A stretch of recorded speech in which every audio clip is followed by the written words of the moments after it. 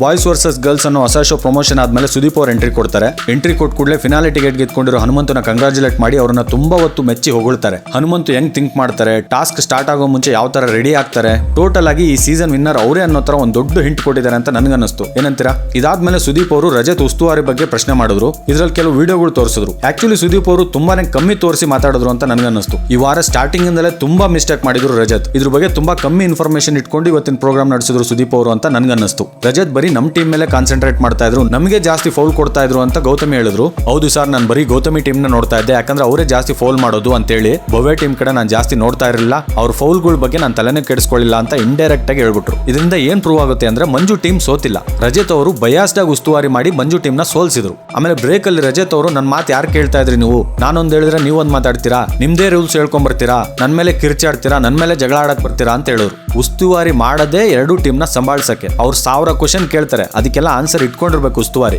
ಎರಡೂ ಟೀಮ್ ಅವ್ರು ಮಾತಾಡೋದನ್ನ ಕೇಳಿಸ್ಕೋಬೇಕು, ಅದಾದ್ಮೇಲೆ ಕರೆಕ್ಟ್ ಡಿಸಿಷನ್ ತಗೊಂಡು ಗೇಮ್ ನ ಮುಂದಕ್ಕೆ ತಗೊಂಡು ಹೋಗೋದೇ ಉಸ್ತುವಾರಿ ಕೆಲಸ. ಹಂಗ್ ನೋಡ್ಕೊಂಡ್ರೆ ತಪ್ಪೋ ಸರಿನು. ಚೈತ್ರ ಅವರೇ ಜೋರಾಗಿ ಮಾತಾಡಿ ಒಂದು ಡಿಸಿಷನ್ ತಗೊಂಡು ಮುಂದಕ್ಕೆ ಹೋಗ್ತಾ ಇದ್ರು. ಈಗ ರಜತೆ ಒಪ್ಕೊಂಡಿರೋ ಪ್ರಕಾರ ತುಂಬಾ ಬಯಾಸ್ಡ್ ಆಗಿ ಉಸ್ತುವಾರಿ ಮಾಡಿದ್ದಾರೆ. ಆದ್ರೆ ಡೈರೆಕ್ಟ್ ಎಫೆಕ್ಟ್ ಮಂಜು ಟೀಮ್ ಮೇಲೆ ಬಿದ್ದು ಸೋತಿದ್ದಾರೆ. ಈಗ ಸುದೀಪ್ ಅವರು 15 ನಿಮಿಷ ಮಂಜುನ ಬೈಯೋದ್ರಲ್ಲಿ ಅರ್ಥನೇ ಇರಲಿಲ್ಲ. ಈ ಪಾಯಿಂಟ್ ಗೊತ್ತಾದ್ಮೇಲೂ ನೀನ್ ಸರಿಯಾಗಿ ಆಡ್ತಾ ಇಲ್ಲ, ನಿನ್ ಗುಂಡಿಗೆ ಬಿದ್ಬಿಟ್ಟಿದ್ಯಾ, ನೀನ್ ಹಳೆ ಮಂಜು ಅಲ್ಲ, ನಿನ್ ಗೇಮ್ಗಳೆಲ್ಲ ಸೋಲ್ತಾ ಇದೆಯಾ ಅಂತೇಳಿ ಸುದೀಪ್ ಅವರು 15 ನಿಮಿಷ ಮಂಜುನ ಬೈಯೋದ್ರಲ್ಲಿ ಅರ್ಥನೇ ಇರಲಿಲ್ಲ. ಯಾಕಂದ್ರೆ ಇಂಡಿವಿಜುವಲ್ ಪರ್ಫಾರ್ಮೆನ್ಸ್ ನೋಡಿದ್ರೆ ಮಂಜು ತುಂಬಾ ಚೆನ್ನಾಗಿ ಆಡಿದ್ರು. ಇನ್ನು ಗೌತಮಿ ಫ್ರೆಂಡ್ಶಿಪ್ ಮಾಡಿ ನೀನ್ ಹಿಂಗ್ ಆಗಿದೆಯಾ ಅಂತ ಅವ್ರನ್ನೂ ಸೇರಿಸಿ ಅವಮಾನ ಮಾಡ್ತಾ ಇದ್ದಾರೆ. ಇನ್ನು ಭವ್ಯಗೌಡ ಬಗ್ಗೆ ಹೇಳೋದು ತುಂಬಾ ಇದೆ. ಯಾಕಂದ್ರೆ ಇವತ್ತಿನ ಎಪಿಸೋಡ್ ನೋಡಾದ್ಮೇಲೆ ಭವ್ಯಗೌಡ ಅವರು ಬಿಗ್ ಬಾಸ್ಗೆ ಸ್ಪೆಷಲ್ ಕಂದ ಅನ್ನಿಸ್ತಾ ಇದೆ. ಭವ್ಯಗೌಡ ಅವ್ರಿಗೆ ಸಿಗ್ತಾ ಇರೋ ಈ ಸ್ಪೆಷಲ್ ಟ್ರೀಟ್ಮೆಂಟ್ ಬಗ್ಗೆ ಒಂದು ಸಪರೇಟ್ ವಿಡಿಯೋ ಮಾಡಿ ಹಾಕ್ತೀನಿ. ಎಲ್ಲಾ ಫಿಸಿಕಲ್ ಅಟ್ಯಾಕ್ ನು ಸೀರಿಯಸ್ ಆಗಿ ಮಾತಾಡಿ, ಮೋಕ್ಷಿತ ಹೊಡೆದಿದ್ದು ಏಟೇ ಆಗಿಲ್ಲ, ಅವ್ರು ಹೊಡೆದಿದ್ದು ಯಾರಿಗೆ ಏಟ್ ಆಗುತ್ತೆ ಬಿಡಿ, ಅವ್ರು ಹೊಡೆದ್ರೆ ಸೊಳ್ಳೆನೇ ಸಾಯಲ್ಲ, ಅವ್ರಿಗೆ ಶಕ್ತಿನೇ ಇಲ್ಲ ಅಂತ ಹೇಳ್ಕೊಂಡು ಸುದೀಪ್ ಅವರೇ ಅದನ್ನ ಏನೂ ಆಗಿಲ್ಲ ಅನ್ನೋ ತರ ಕಾಮಿಡಿ ಮಾಡ್ಕೊಂಡು ನಗ್ತಾ ಇದ್ದಾರೆ. ಅವರು ಎಷ್ಟು ಜೋರಾಗಿ ಹೊಡೆದ್ರ, ಏಟ್ ಆಯ್ತಾ ಇಲ್ವಾ ಅನ್ನೋದಲ್ಲ, ಆ ಹೊಡಿಬೇಕಿದ್ರೆ ಅವ್ರ ಇಂಟೆನ್ಷನ್ ಏನು ಅನ್ನೋದು ತುಂಬಾ ಮುಖ್ಯ.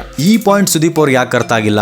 ಯಾಕಂದ್ರೆ ಮೋಕ್ಷಿತ ಅವರು ಅವ್ರ ಕೈ ತರ್ಚ್ಕೊಂಡಿರೋ ಗಾಯ ತೋರಿಸಿ ನೀವು ಕೊಟ್ಟಿರೋ ಗಿಫ್ಟ್ ಇದು ಅಂತ ಮಂಜು ಅವ್ರಿಗೆ ಹೇಳಿದ್ರು. ಮೋಕ್ಷಿತ ಹೊಡೆದಿದ್ದು ಏಟ್ ಆಯ್ತಾ ಬಿಡ್ತಾ ಅನ್ನೋದು ಸೆಕೆಂಡ್ರಿ. ಅವರು ಹೊಡೆದ್ಬಿಟ್ಟು ಯಾರಿಗೂ ಒಬ್ರಿಗೆ ಗಿಫ್ಟ್ ಕೊಟ್ಟಿದ್ದಾರೆ ಅಂತಲ್ಲ ತಾನೇ ಅದ್ರ ಅರ್ಥ. ಈ ಚಿಕ್ಕ ಲಾಜಿಕ್ ಸುದೀಪ್ ಅವ್ರು ಹೆಂಗ್ ಮಿಸ್ ಆದ್ರು ಅಂತ ಗೊತ್ತಿಲ್ಲ. ಮುಂದಿನ ವಿಡಿಯೋದಲ್ಲಿ ಸಿಗೋಣ.